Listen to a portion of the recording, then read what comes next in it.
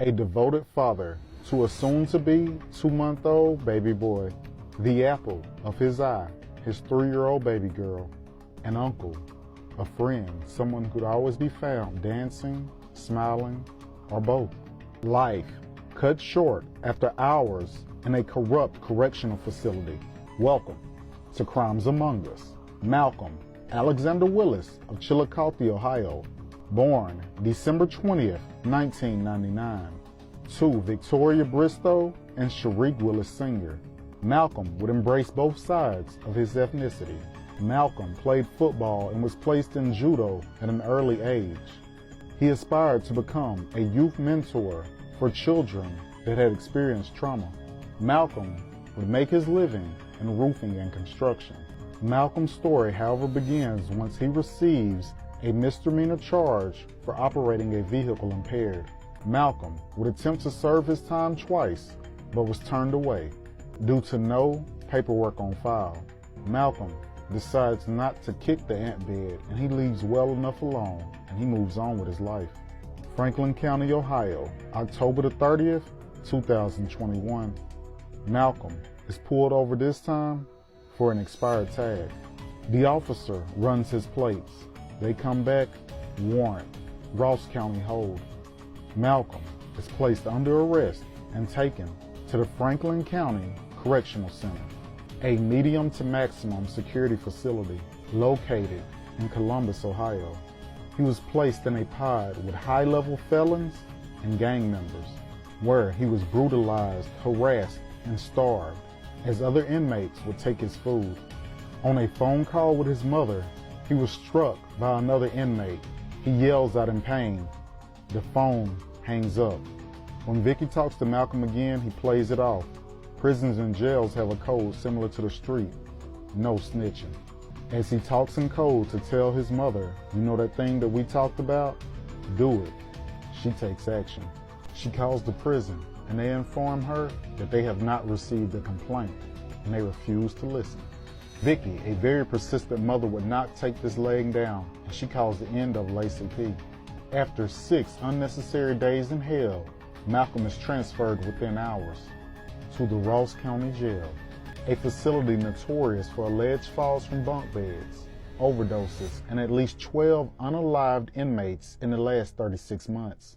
Excessive force and staff discipline problems. A young man, now 21. A beautiful daughter, a newborn son.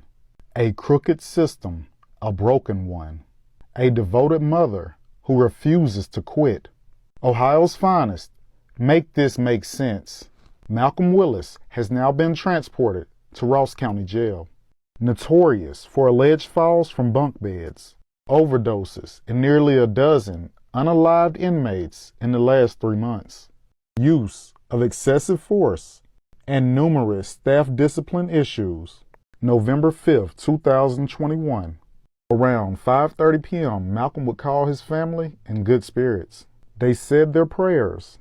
He was looking forward to his first meal in several days, a good night's rest, and finishing the remainder of his time and coming back home to his family.